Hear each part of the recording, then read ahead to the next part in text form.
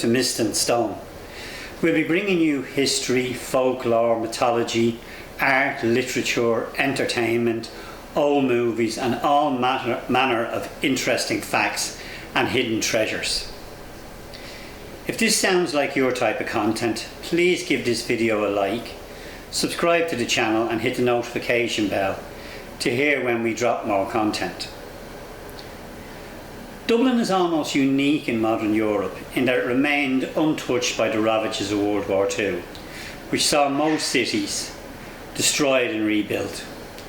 Dublin's streetscapes have remained much as they did in the 19th century.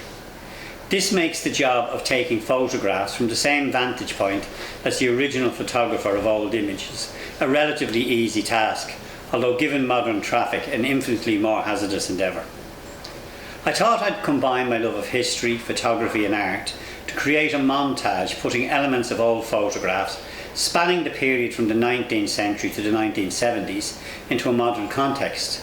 I shoot a new image for as near as possible the same vantage point as the original photographer. It is difficult to be completely accurate given the different focal lengths of old cameras compared to their modern equivalent, but I get as close as possible. I'm not trying to create the illusion that the people in the old image are in a modern setting, rather an echo of the past of which we are unaware as we walk in their footsteps. For this reason I purposely leave the modern photograph in colour while the vintage image is black and white. I also embrace the lower resolution of the old photograph, creating an almost ghost-like image. Whether it's an office worker rushing back to her work with her cup of coffee past the barricade of Sherwood Foresters from 1916, a group of students congregating outside the GPO as British soldiers pass by in the immediate aftermath of the Rising, or busy shoppers on a Grafton Street rubbing shoulders with the ghost of anti-treaty troops during the Battle of Dublin during the Civil War. We walk every day in the footsteps of those who have gone before us. I hope you find my images aesthetically pleasing, thought-provoking and above all poignant. A kind of message to tread softly on our beautiful city, as our tenure here is brief. A reminder that not only do we inherit it from our ancestors, we borrow it from our children. And one day we will just be an image in an old photograph that hopefully someone will look on fondly.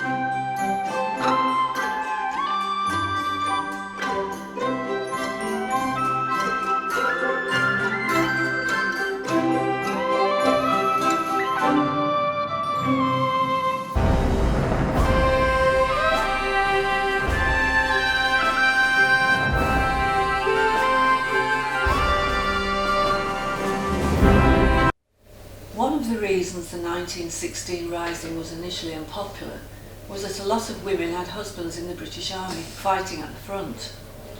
With this they got separation money, and in this shot we see them collecting it at a post office on Anger Street. During the later War of Independence, this area was nicknamed the Dardanelles, as it was a hotbed of Republican snipers waiting on the soldiers going to the barracks in Rathmines and the South Circular Road. On Easter Monday, 24th of April 1916, Padraig Pearse, a school teacher and commander of the Irish Volunteers, read the proclamation of the Irish Republic from the steps of the General Post Office in Sackville Street. As this was unfolding, battalions of Irish Volunteers were occupying strategically located positions throughout Dublin City in order to defend the newly declared Republic. Earlier that morning, one of those battalions, under the command of Commandant Eamon de Valera, occupied their designated position, Boland's Bakery in Ringsend. At 11 AM, Lieutenant Michael Malone led 16 volunteers from C Company, 3rd Battalion towards Mount Street Bridge, a key crossing point into Dublin City. Their orders to prevent British reinforcements from entering Dublin. Here they set up several well-located positions from the bridge to the junction of Northumberland Road and Pembroke Road. These positions consisted of a schoolhouse, 2 houses at 25 Northumberland Road, Clanwilliam House and a parochial hall. Immediately on entering their designated posts, the volunteers began turning each position into an impenetrable fortress. Barricades of furniture reinforced the locked doors of each post. Early on Wednesday morning, 26th of April 1916, the newly arrived British troops sent to reinforce the garrison here assembled on the quayside in Kingstown. Some of these regiments were made up of young men from Nottingham and Derbyshire, known as the Sherwood Foresters, and they were marching in from Kingstown to Leary when they came under fire from volunteers. As the British troops reached the junction of Northumberland Road and Haddington Road, Lieutenant Malone and Seamus Grace opened fire into the ranks of the marching Foresters. The first volley of shots claimed the lives of 10 men. Official British casualties amounted to 4 officers and 260 in other ranks killed or wounded during the engagement at Mount Street. The men you see here are most likely the survivors of that engagement, manning a barricade which looks onto Merrion Square West. This would cover the area between the volunteer garrison in Boland's Mill and the citizen army garrison at Stephen's Green, College of Surgeons. This is one of my favourite images, as a girl probably goes past every day unaware of what happened on that very spot. Dublin Castle was a centre of British rule in Ireland. It was also the scene of the first casualty during the Rising. Constable James O'Brien was shot by Sean Connolly after barring their entrance to Dublin Castle. Moving into City Hall, Connolly was killed by a sniper shortly after. Connolly was heading a group of Irish Citizen Army men and women who had come from Liberty Hall to seize Dublin Castle. It seems that when O'Brien tried to prevent them getting into the castle, Connolly shot him in the head. Helena Maloney, a Republican, feminist and Labour activist, was among the rebels who went out to seize the castle. She later recalled that O'Brien seemed to believe the rebels were part of a parade and they would be going up Ship Street. When Connolly went to get past him, the sergeant put out his arm and Connolly shot him dead. Connolly was excited because he had shot the policeman dead and started to shout at his detachment to go into the castle. But they hesitated and the gates were closed against them. As it happened, the castle was lightly guarded, and had they not hesitated, they could have taken it. This image shows the guard changing in the castle ground and shows how little the buildings have changed. Here we see lancers at the forecourts with barricades in place. The lancers did at one point charge down O'Connell Street, which, even to the inexperienced volunteers in the GPO, seemed a crazy thing to do. Charging men on horseback against a fortified building was indicative of a thinking which saw such huge casualties in World War I. After escaping the burning GPO, the leaders of the Rising finally surrendered on Moore Street. The commander of the Irish Citizen Army, James Connolly, was wounded and was taken by stretcher to the top of O'Connell Street. How many people pass here every day, not realising the great man lay on this very spot? Connolly was the last of the leaders to be shot, despite the fact he was dying anyway. It was this execution, more than any other, which turned opinion in Ireland in favour of the rebels. There was a tradition for officers of a victorious army to display the flag of the vanquished upside down. Here, British Army officers are doing just that and using the Parnell Monument as a backdrop in an extra insult to Irish nationalists.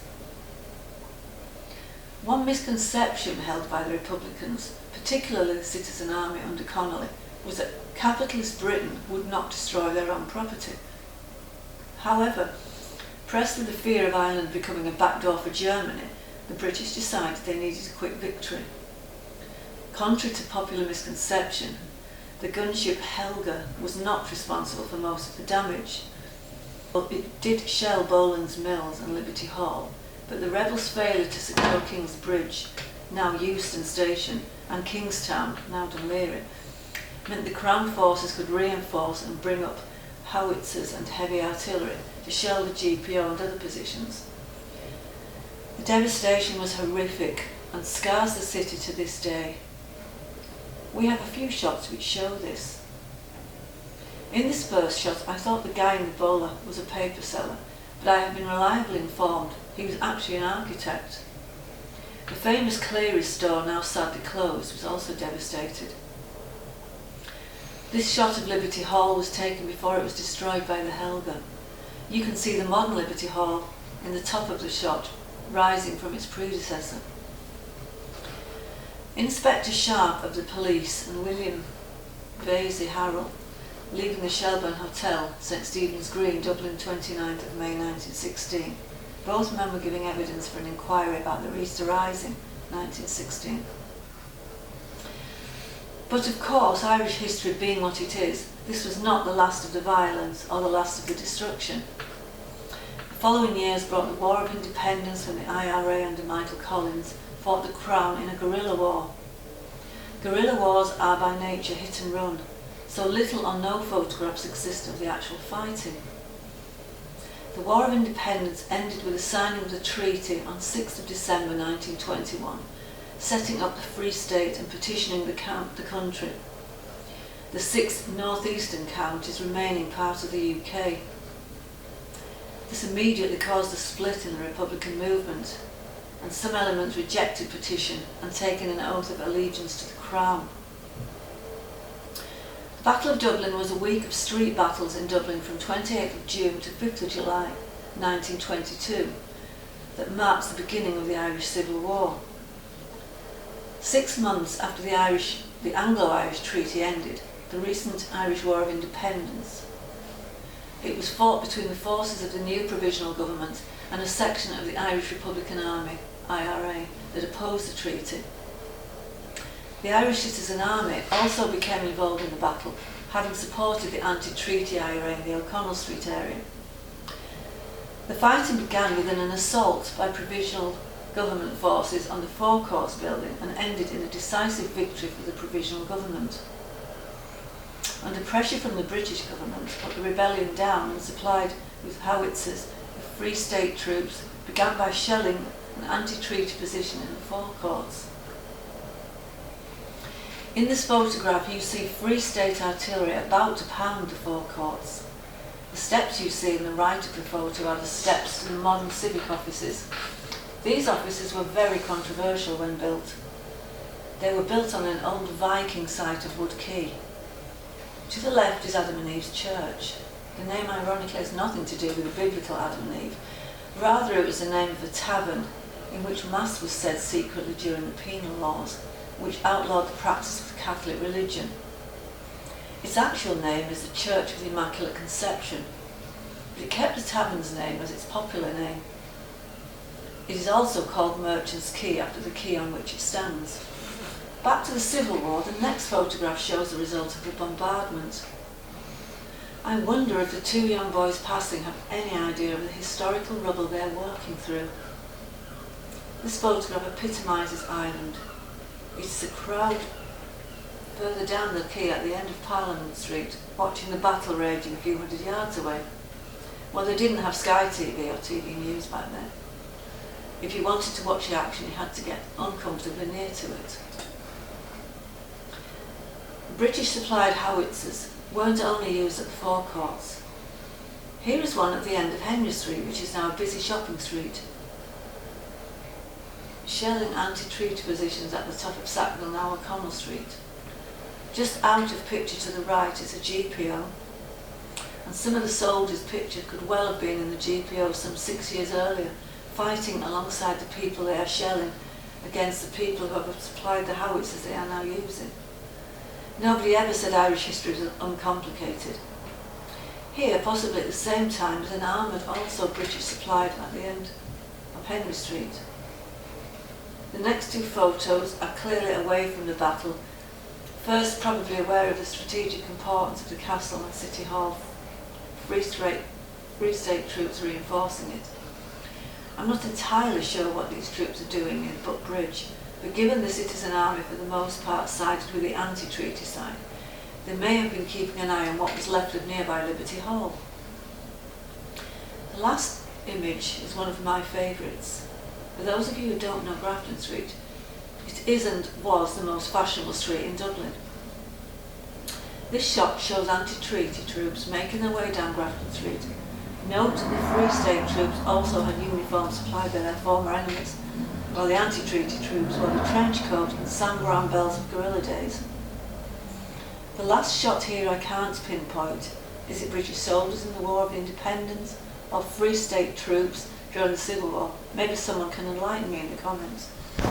Dublin tramways commenced line laying in 1871 and began service in 1872, following trials in the mid-1860s. Established by a number of companies, the majority of the system was eventually operated by the Dublin United Tramways Company, dominated for many years by the nemesis of the Union's William Martin Murphy.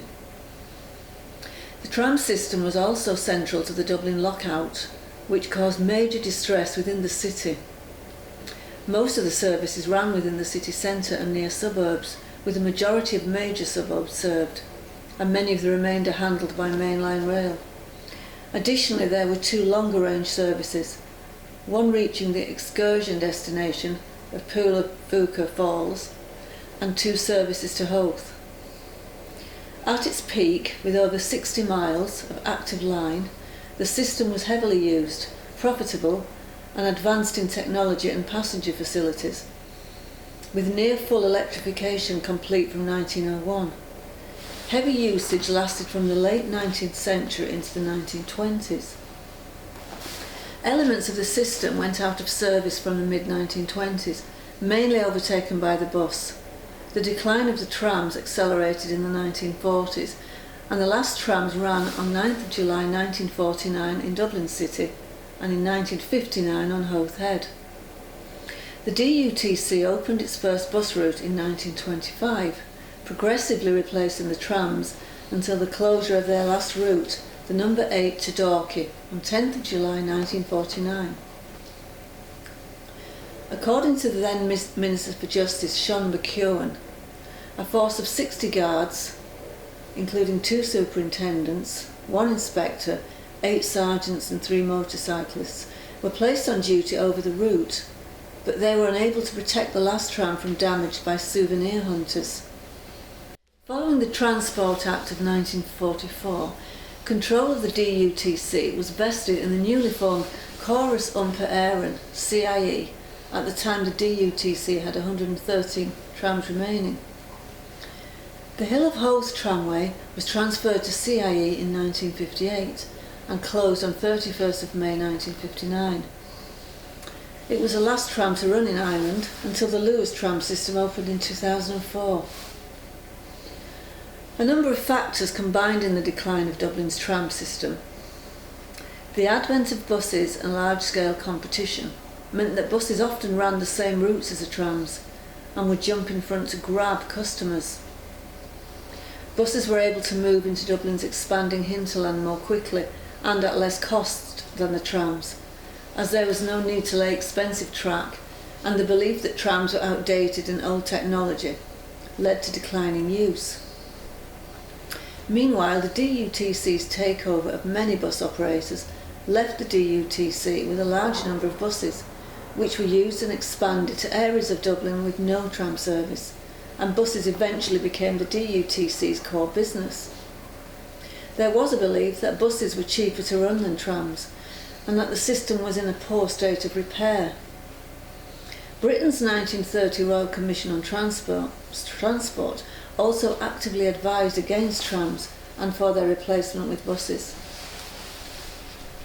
The main destination in the city centre was Nelson's Pillar, where the Spire now stands. Most of the trams had the Pillar on their destination board. The Pillar was blown up by Irish Republicans in 1966. The buses, which had by then replaced the trams, simply carried the destination sign on low, the centre. Most public transport these days traverse the city, and there are no buses which terminate in O'Connell Street. The first few images show trams in the city centre.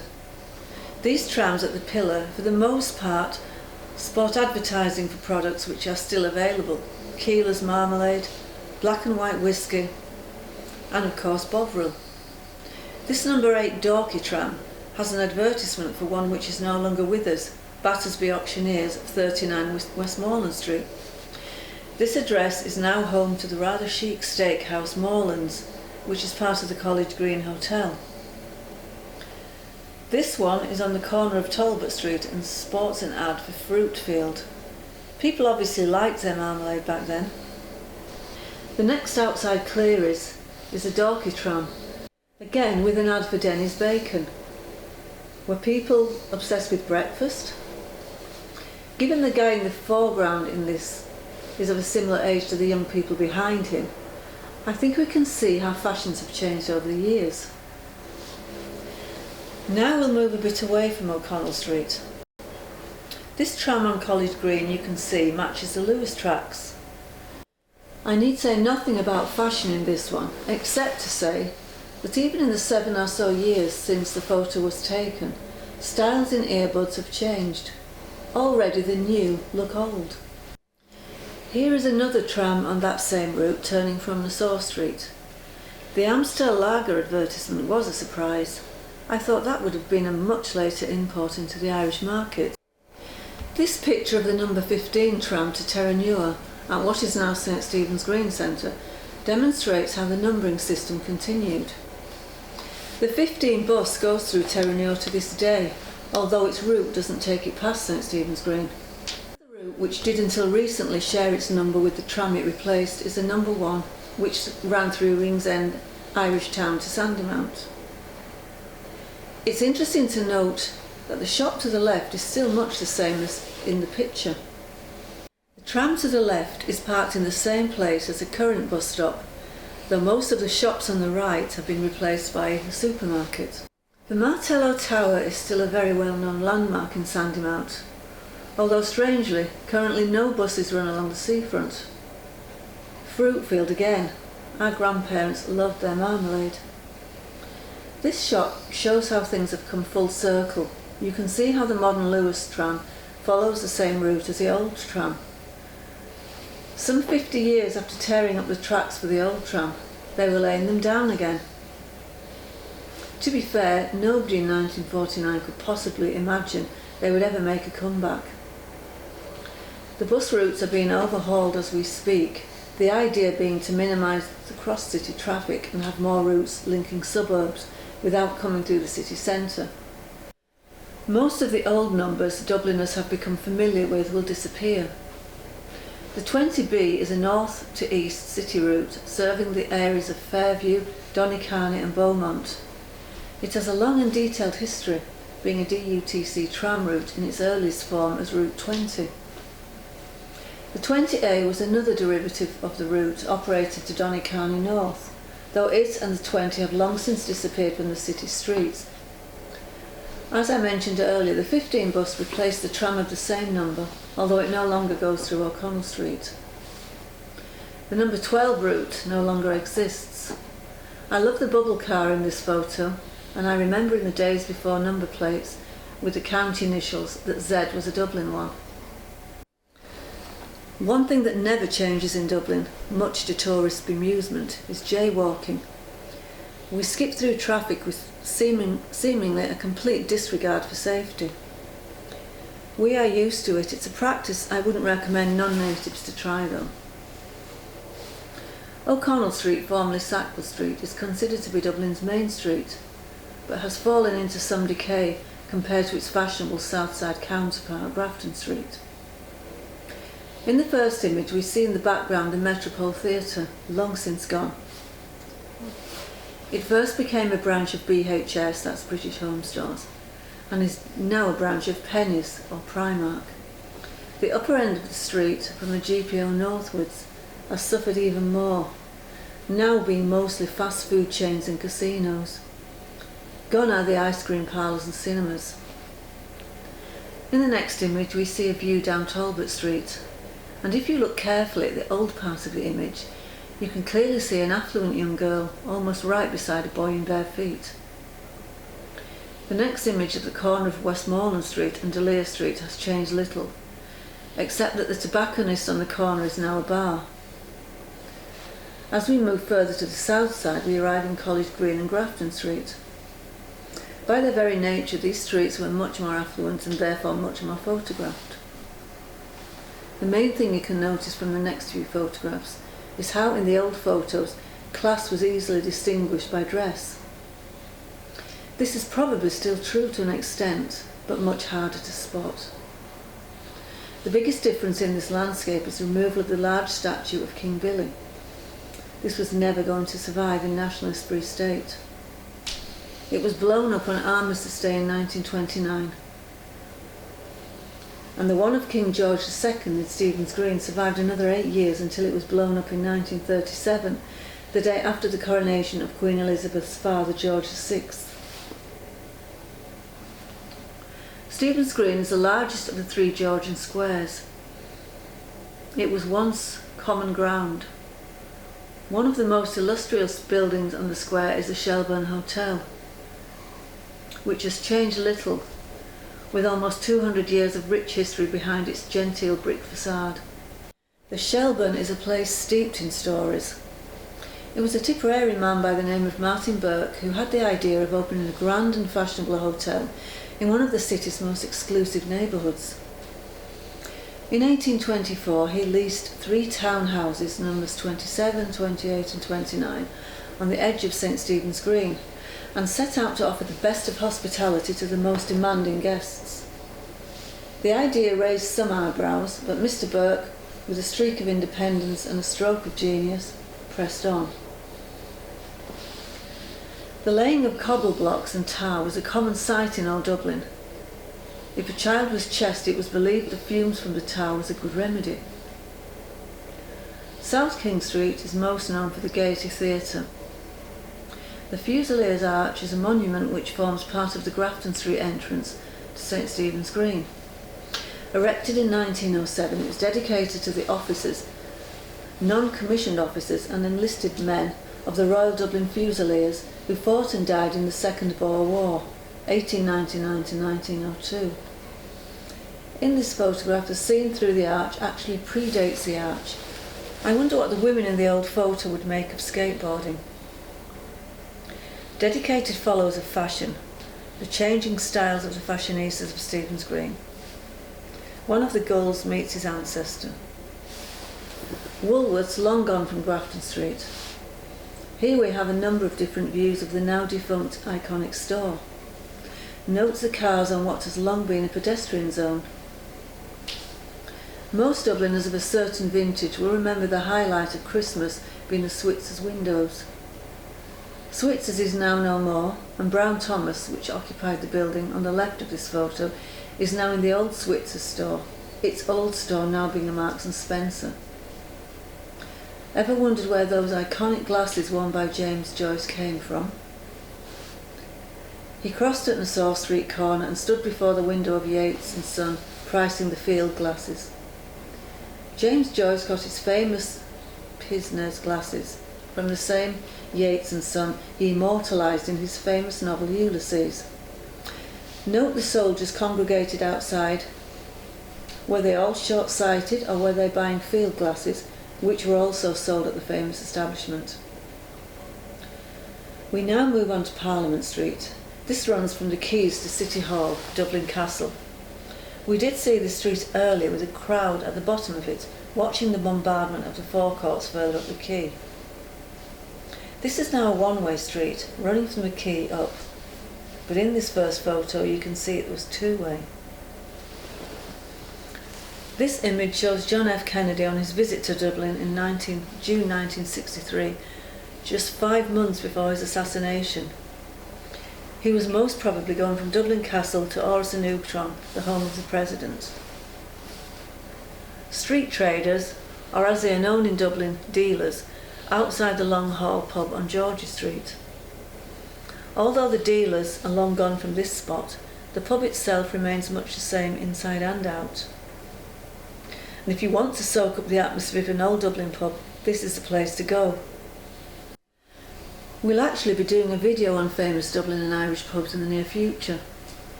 Visiting all these pubs will be hard work, but no task is too much for our subscribers. The Central Hotel stands on 1 to 9 Exchequer Street. Before being a hotel, a dairy stood here, then a grocery shop and then an eating house.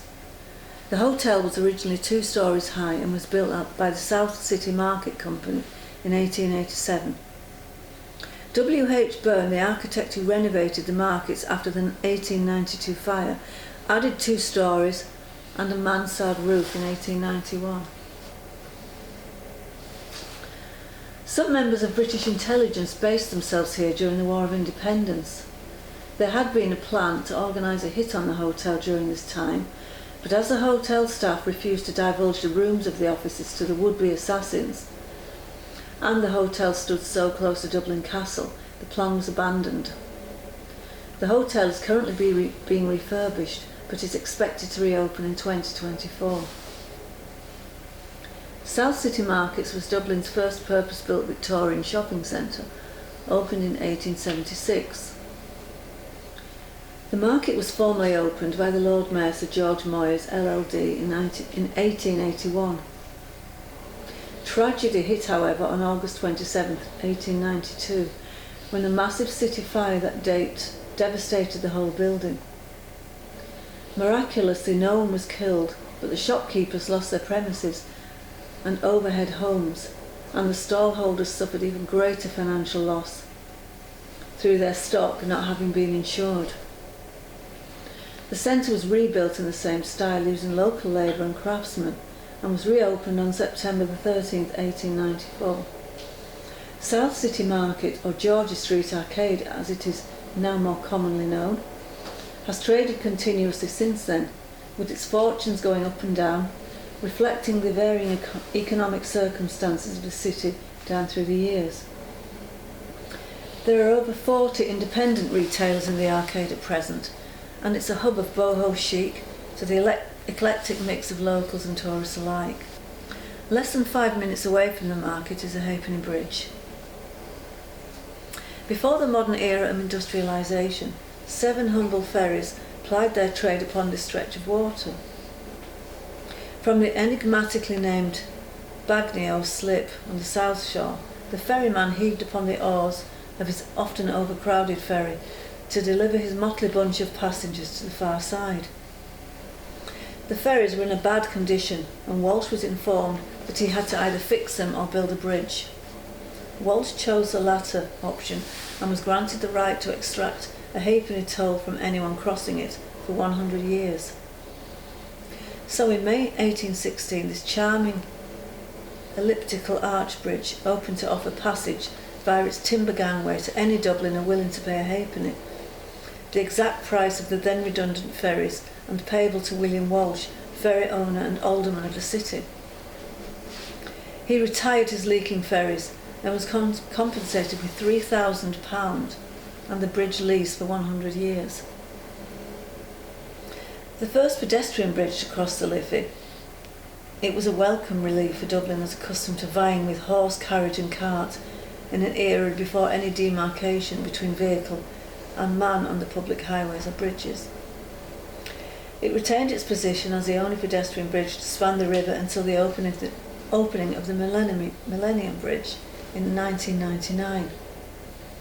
World renowned as the Halfpenny Bridge in reference to that toll, but officially the Liffey Bridge since 1922. It has variously been known as the Wellington, after the Dublin-born Duke of Wellington, Metal Triangle or Iron Bridge. The Bagnio Slip, near an infamous brothel, is no more. The crossing now takes pedestrians from Merchant's Arch to Liffey Street on the north side. The toll was increased for a time to a penny halfpenny, but was eventually dropped in 1919. While the toll was in operation, there were turnstiles at either end of the bridge. Next we look at Golden Lane in the 18th century. It was home to middle-class people like Sir Fielding Old, obstetrician, Thomas Matthews, land surveyor, Roger Smith, upholder and auctioneer, and an academy run by Samuel Edwards, the most eminent schoolmaster of his day. Of course, the street's most famous son is John Field, who was born in Golden Lane in July 1782 and was baptised at St Webber's Church on the 5th of September 1782. This is the basis of one of Dublin's most unusual plaques, located at the corner of Golden Lane and Bride Street. The plaque shows an engraving of Field along with the citation, "Creator of the Nocturne, born Golden Lane 1782, died Moscow 1837. Field's baptism place is also marked with a plaque. By the 19th century, the street could be characterised by one profession, shoebroker. In the 55 buildings listed in the 1842 street directory, housing 69 trades of different sorts, an astonishing 32 shoebrokers, shoemakers and boot and shoe shops were listed. A legacy which inspired the line in the ballad Dublin Jack of all trades, "In Golden Lane I sold old shoes, in Meath Street was a grinder." By the 20th century, the street had joined so many others in terminal decline. Christian Corlett's important book, Darkest Dublin, has several photographs from Dublin in 1913, including one showing dozens of children outside a house on Chancery Lane off Golden Lane. In the 1901 census, the street was dominated by tenements. Of the 60 buildings on the street in 1901, 28 were listed as tenements, 7 of these with a shop at their base. A further 5 were public houses, and there was also a spirit store. 10 buildings were given over to timber stores and manufacturing. Number 17 was a telephone depot. Now in the 21st century, nothing of the original remains, with the last of the Georgian houses being demolished in the early 1980s. The lane is dominated by the Radisson Hotel on the north edge, and there are 2 corporation housing units on the south end. Having existed for 550 years, I'm sure there is plenty more yet to happen at Golden Lane.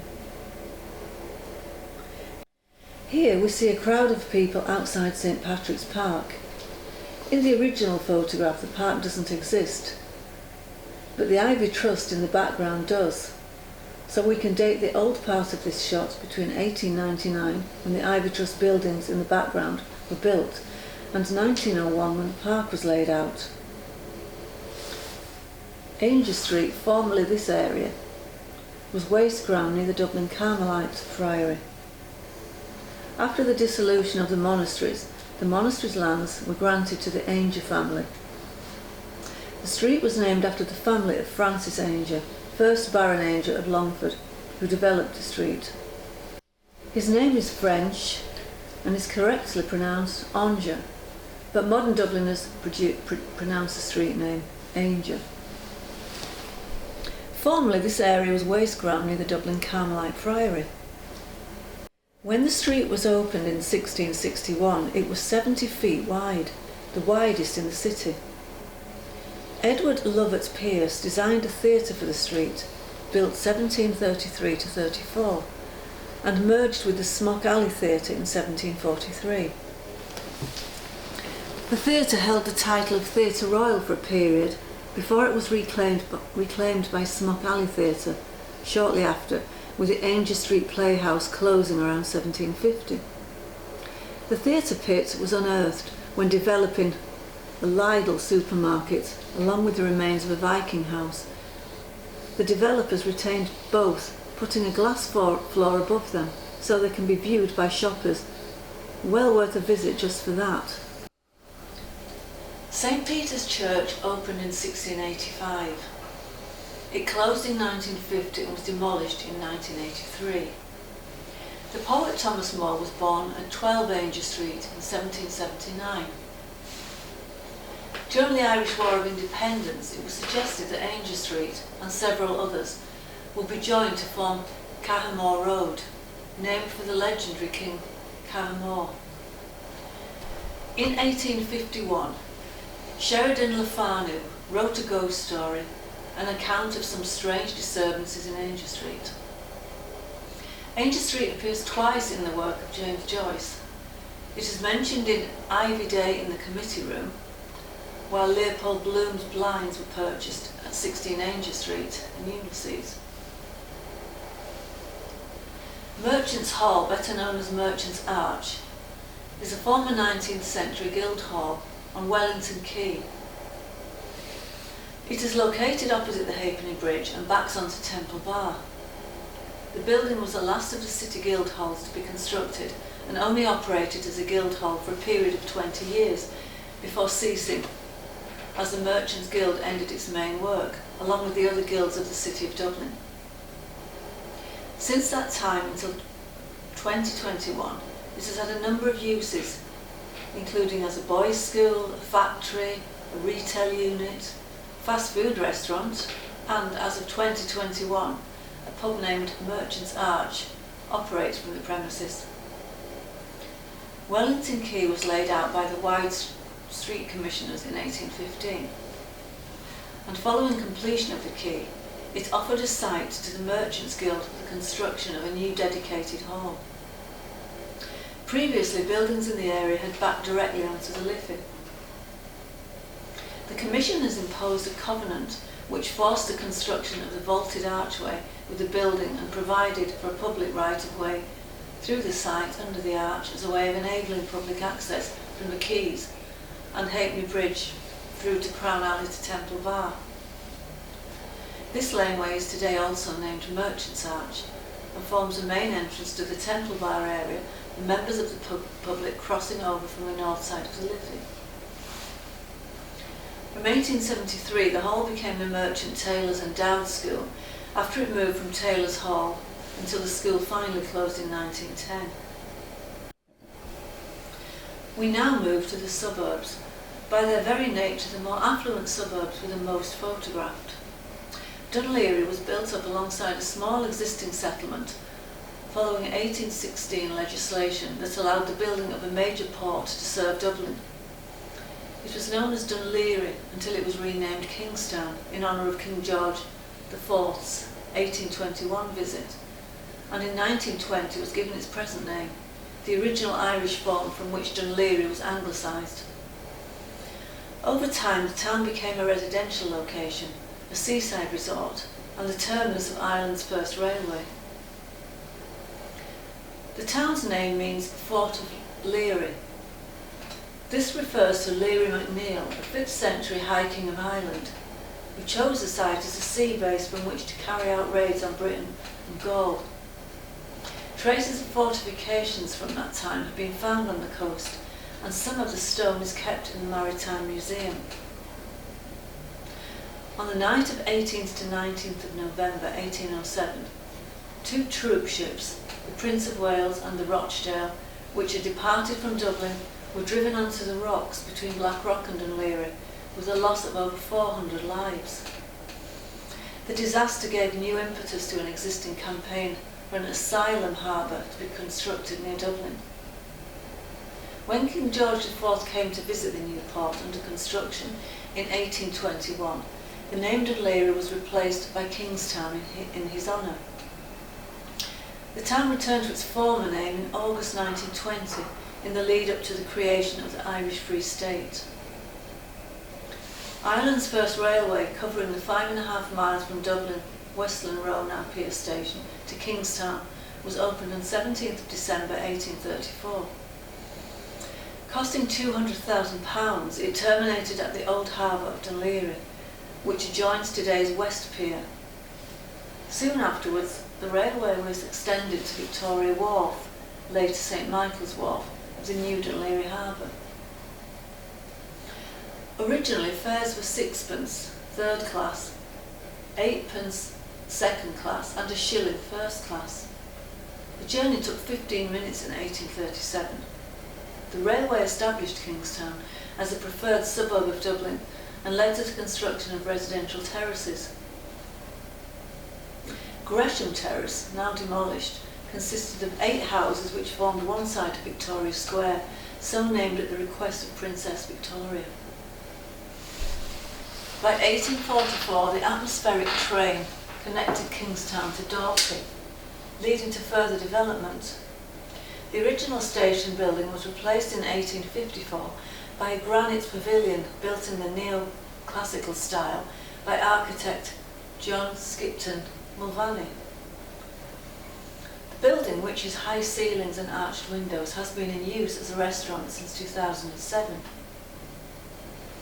The atmospheric railway ceased operation in 1854, but was replaced by an extension of the mainline railway, which was ultimately extended to the ferry port of Rosslare. The opening of the railway from Dublin saw Kingstown become a Victorian-era seaside resort. Capitalising on this, a small establishment named Hayes Hotel was purchased by railway engineer William Dargan, and on the same site enlarged and incorporated into the new Royal Marine Hotel in 1863. As we mentioned earlier, the British 59th 2nd North Midfield Division disembarked at Kingstown in April 1916 and marched up the road to Dublin to participate in the response to the Easter Rising. Adjacent to the Carlisle Pier and overlooked by the National Maritime Museum of Ireland, there is an anchor recovered from the wreck of the mail boat RMS Leinster, which was torpedoed by the Imperial German Navy over the Kish Bank in 1918, with a loss of over 500 lives. Dunleary was hit by stray German bombs during the Second World War, with a couple of them landing near the People's Park at Rossmean Gardens. Damage from the bombs was limited to buildings. Sandymount was not always a wealthy urban village it is today. Back in the 18th century, the area was a little populated area of shoreland, known as brickfields, and dominated by an industrial brickworks, which turned the sand of the beach into bricks for the grand avenues of Georgian Dublin. A 1766 parliamentary return showed just 10 families living there. When the sea wall was built around the turn of the 19th century, however, that began to change. Suddenly the shore was available for the building of grand houses, and wealthy Dubliners didn't miss the opportunity. Sandymount became a popular seaside resort. It even had its own pier and swimming baths, built in 1883, the ruin of which is still visible on the Strand. The green that remains the centre of the village was also laid out during this time.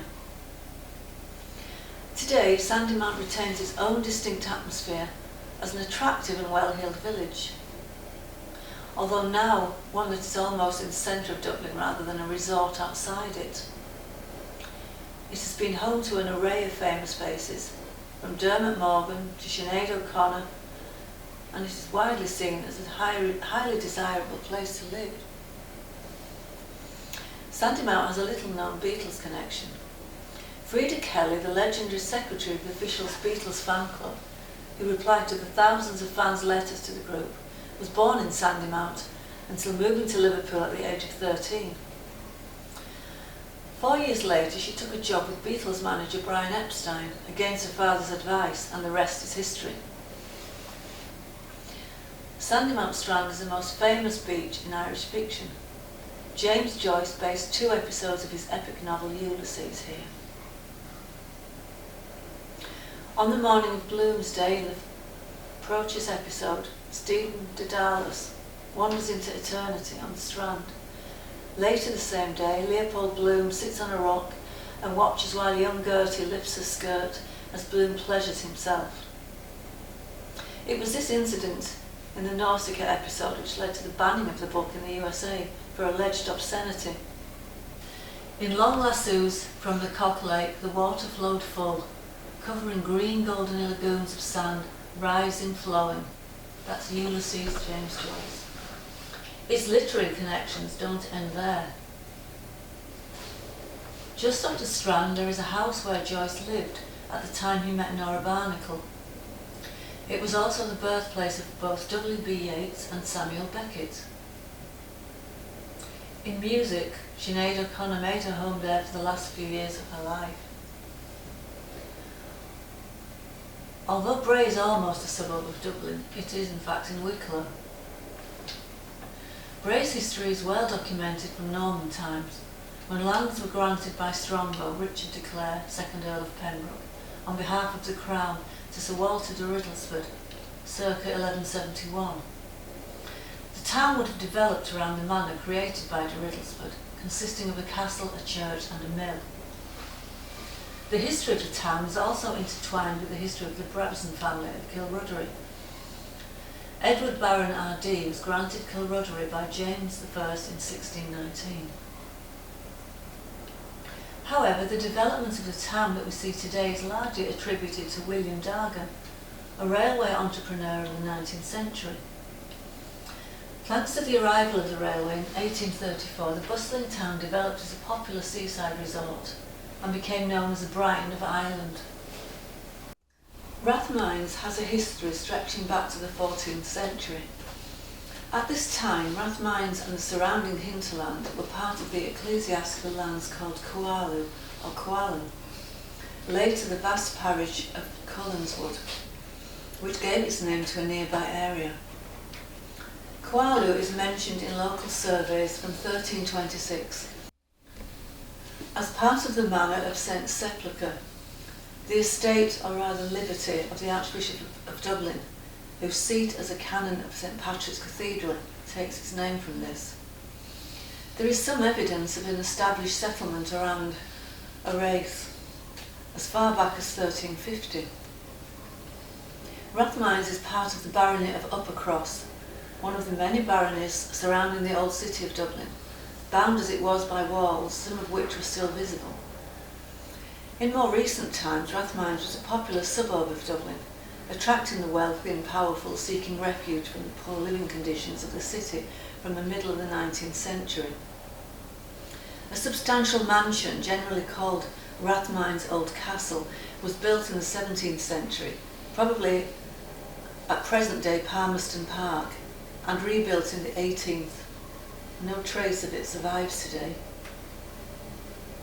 Rathmines is arguably best known historically for a bloody battle that took place there in 1649, during the Cromwellian conquest of Ireland, leading to the death of perhaps up to 5,000 people. The Battle of Rathmines took place on 2nd of August 1649 and led to the routing of royalist forces in Ireland shortly after this time. Some have compared the Battle of Rathmines as equal in political importance to England's Battle of Naseby. The battle brought a swift end to the ongoing royalist siege of Dublin. In the early 1790s, Grand Canal was constructed on the northern edge of Rathmines, connecting Rathmines with Portobello via the Latouche Bridge, which became better known as Portobello Bridge. For several hundred years, Rathmines was a location of a spa, in fact a spring, the water of which was said to have health-giving properties. It attracted people with all manner of ailments to the area. In the 19th century, it was called the Grattan Spa, as it was located on property once belonging to Henry Grattan, close to Portobello Bridge.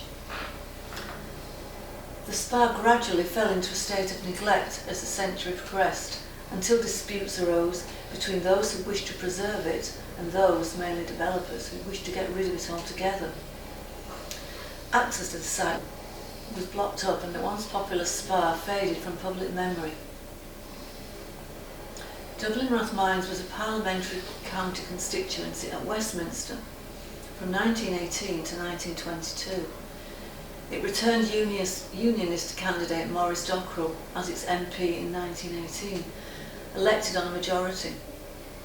Dockrell was the only Unionist elected in a geographical constituency outside Ulster. On 25th of April 1916, during the Easter Rising, Captain John Bowen Colthurst, an officer of the 3rd Battalion Royal Irish Rifles, went on a raiding party in Rathmines, holding Francis Shee Skeffington as hostage. At Rathmines Road, he shot dead 19-year-old James Joseph Code of 28 Mount Pleasant Avenue. Code had been attending a sodality meeting at the nearby Catholic Church of Our Lady of Refuge. Shee Skeffington was later shot dead in Portobello Barracks. Rathmines Church was used as a weapons store during the War of Independence. On 26th of January 1920, a fire started at the electrical switchboard in the vestry. There were reports of several members of A Company of the IRA Dublin Brigade entering the church during the fire to retrieve the weapons. The fire caused £30,000 to £35,000 worth of damage and completely destroyed the dome.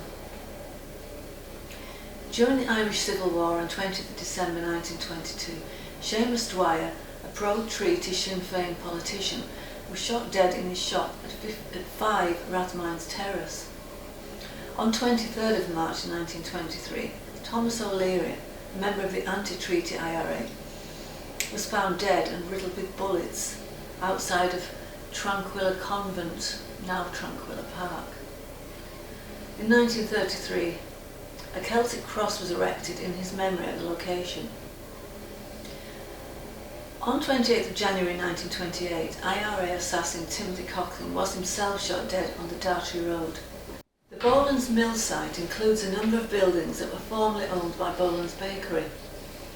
There are 2 6-storey stone warehouse buildings dating from the 1830s and others on Barrow Street dating from the 1870s.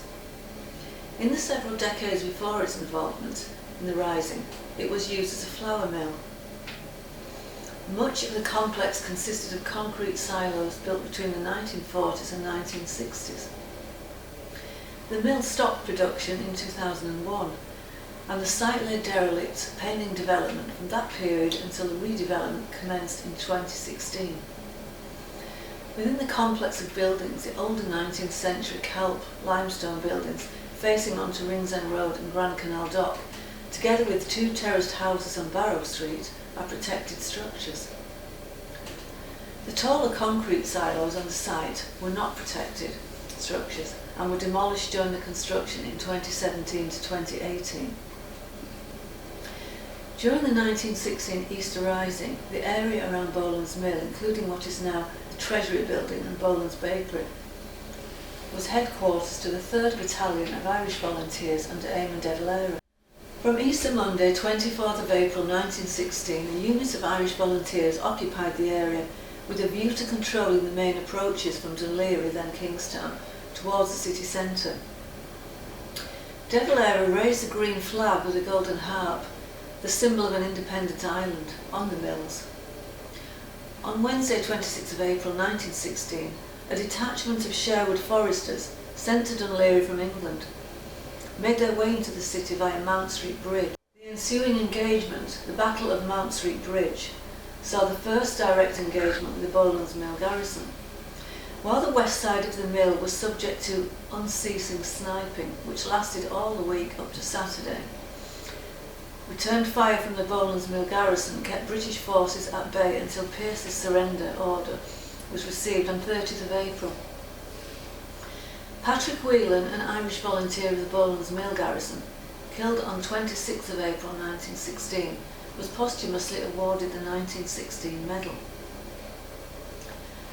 In 1940, Hayden's Pub, a well-known 7-day licensed premises on Stephen's Green, Lower, was put on the market after the owner, James Bernard Hayden, declared bankruptcy. In a related series of events, it was reported in the Irish press, 26th September 1940, that Gardaí had objected to renewing the pub's licence on the grounds that the premises was not being conducted in a peaceful and orderly manner. It had only closed one day the previous year. The licence was taken over in August 1941 by Bartholomew Bartley Dunn, a native Irish speaker from Kilconnelly, Tuam, County Galway. He had returned to Dublin after nearly 40 years of living and working in Manchester, where he had been prominent in the United Irish League and the Banba branch of the Gaelic League. Bartley Dunn's pub could boast a distinguished clientele in the mid-1940s, according to the Nationalist and Leinster Times, 23rd of November 1946. Popular with cross-channel visitors, it frequently affords glimpses of such celebrities as Dylan Thomas, Sorley MacLean and Valentine McEntee MP. I assume Bartley Sr. retired sometime in the 1950s. He died on 25th of June 1961, aged 85. His two sons, Bartley Jr., known as Barry, and Gerard, known as Jerry, had been working in the pub for some time and took it over then. They built up a reputation for stocking exotic drinks from all over the world. Barry later recalled to the Irish Times that there was a time when if a customer wanted a particular drink and we didn't have it in stock, he got something else for free. We take it for granted the range of drinks available in Dublin bars today, but Bartley Dunn's was really a trailblazer. It offered sake, tequila and ouzo before any other place in the city. Mary Frances Kennedy, writing in the Irish Times in July 1960, was amazed at the range of wines available, including Bull's Blood of Eger, 11 shillings and sixpence a bottle, Balatoni Riesling, 10 shillings a bottle, Tokak Azu, 19 shillings 6 pennies a bottle, and Samos Muscatel, 11 shillings 6 pennies a bottle. One contributor to Coming Out, Irish Gay Experiences, 2003, talks of coming up to Dublin in the late 1970s from the country and spending vast amounts of time in Rice's, Bartley Dunn's and the Hirschfield Centre. In 1971, the 1971 edition of Fielding's Travel Guide to Europe described the historic Bailey entirely reconstructed as being full of hippie types and gay boys. It went on to say that neither it nor Davy Burns would be recommended for the straight traveller.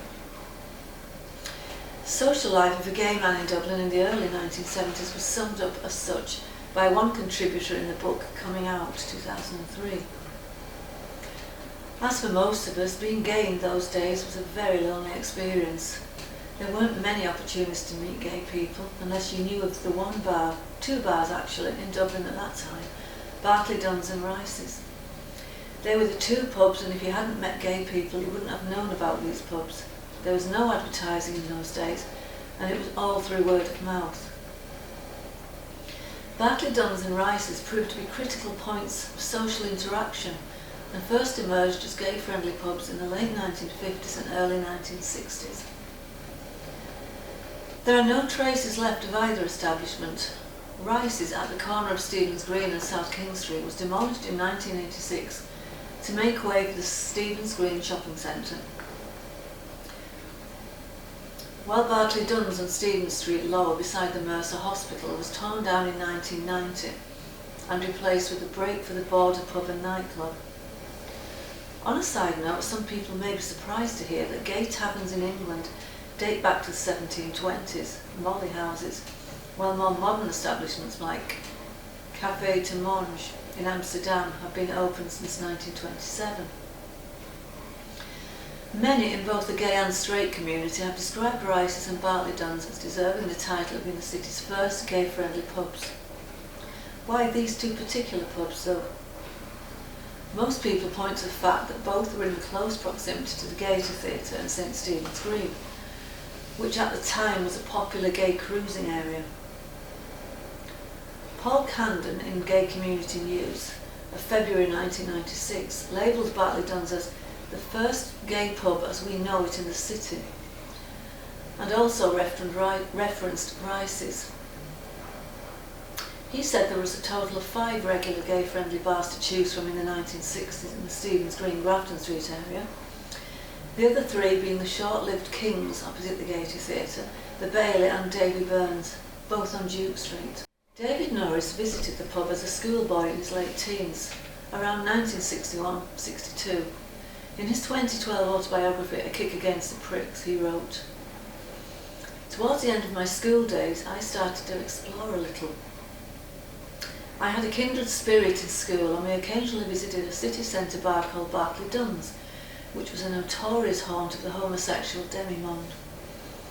It was an Aladdin's cave to me, its wicker-clad Chianti bottles stiff with dribbled candle wax, tea chests covered in red and white checkered cloths, heavy scarlet velvet drapes, an immense collection of multicoloured liqueurs glinting away in their bottles. The place was full of theatrical old queens, with the barmen clad in bomb freezer uniforms.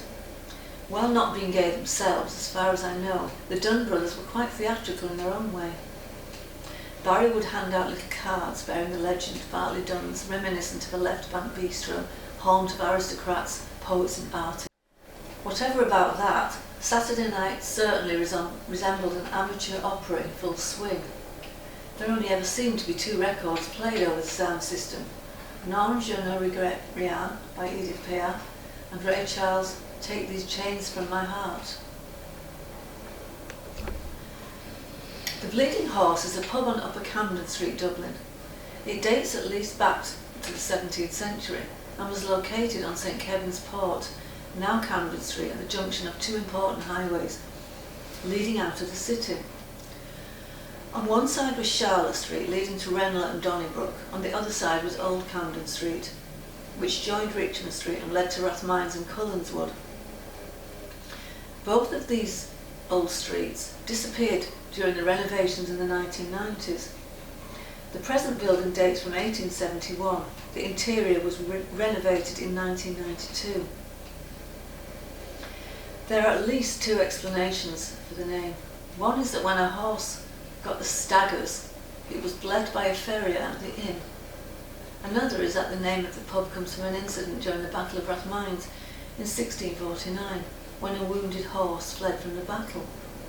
The Bleeding Horse has been mentioned in several novels, including The Cock and Anchor, 1845, by Sheridan Le Fanu, and Ulysses by James Joyce.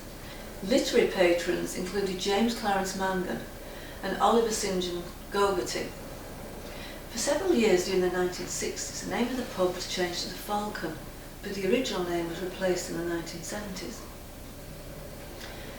Just a stone's throw away from Grafton Street, on Harry Street, you will find Brussels. The name was chosen to mark Ireland joining the European Economic Community. A city pub steeped in both political history and architectural. Former Mooney's pub, built as an elaborate Victorian public house. With corner turret and fine Gothic-inspired dormer windows, the building is every history buff's dream. The bar went on to play a huge part in the birth of the Irish music scene. To Skid Row, then Thin Lizzy, this became their second home around the late 1960s, early 70s. Brussels has been providing the locals of Dublin with a place to retreat since 1886. It's the heart and soul of the Dublin community, offering something for everyone with 3 bars. Steeped in the social, cultural and political heritage of Ireland, the Oval is one of Dublin's most historically fascinating pubs. The Oval is unique amongst Dublin pubs in that it was caught up in the maelstrom of revolution during the 1916 Rising, again during the Civil War in 1922, and though severely damaged, has survived as one of Dublin's great licensed landmarks. But what is most intriguing about the Oval is that it is the only licensed premises in the Abbey Street area that has remained at the same location while involved in the same commercial business since its first license in 1822. Easter Monday, April the 24th, 1916, seemed a day like any other at the Oval, until the Irish volunteers captured the nearby GPO and proclaimed the Irish Republic. The week that followed would bring chaos, devastation, death and destruction, both to the city of Dublin and to the Oval. By Wednesday, the HMS Helga had sailed up the Liffey and commenced shelling Liberty Hall and the GPO. At precisely 10 a.m. on Thursday, April 27th, the fate of the Oval was sealed. New trajectories were set on the Helga and the GPO and surrounding buildings were all hit. Fires blazed in Sackville Street and Abbey Street. Before long, an inferno had engulfed the city centre. The Oval and surrounding buildings were destroyed, and Abbey Street and Sackville Street smouldered for days as ruin and rubble scattered the pavements. John J. Egan's Oval remained closed for 6 years until it was rebuilt in 1922. By now, John Egan had taken over the pub you see before you today. But within weeks, the Civil War erupted, and within months, many of the prestigious hotels on Sackville Street, which had been commandeered by the anti-treaty forces, were shelled and destroyed by the pro-treaty army. These were anxious times for the Oval, which was forced to close its doors during the severe fighting. In 1952, the revolutionary cycle of ownership of John Egan came to a close, exactly 50 years after it began, when James Brown acquired the historic Oval. James was to remain here for 12 years until John O'Dwyer relieved him in 1964. In 1966, John saw out peacefully and gloriously the 50th anniversary of the Easter Rising, which 50 years before had engulfed the Oval in flames, forcing it to close for 6 years. The Oval has thrived since and has seen the centenary of the Rising and beyond. Who would bet against it celebrating the bicentenary? If alcohol is not your beverage of choice, maybe you'd prefer a visit to Bewley's Oriental Tea Rooms. The Bewley family were Quakers who originated in Cumberland and moved to Ireland in the 17th century. They entered the tea trade, and in 1835 Samuel Bewley and his son Charles landed 2,099 chests of tea shipped from Canton in China. The Bewley family subsequently expanded into the coffee trade, and in the late 19th century they opened cafes in South Great George's Street in 1894 and Westmoreland Street in 1896. The flagship Grafton Street cafe was opened by Ernest Bewley in 1927. The Grafton Street building had once housed White's Academy, a school whose pupils included the Duke of Wellington and Robert Emmet. By 1999, the company operated more than 20 cafes in Ireland and 6 overseas. In 2010, they employed around 800 people worldwide, although 140 jobs were lost in early 2015 with the closure of the Bewley's Oriental Cafe on Grafton Street in Dublin. A lot of old movie theatres sadly succumbed to the introduction of TV and VHS. The Grafton was primarily a cartoon cinema. Parents would leave their older offspring to watch cartoons while they shopped at fashionable boutiques nearby. The date of these shops can be worked out by the movie playing. The Fox, shown on the long gone green cinema, dates from 1967, while Crisis with Cary Grant, shown on the now defunct Capitol, dates from 1950, while this photo of the also defunct Carlton dates from 1972, showing The Godfather.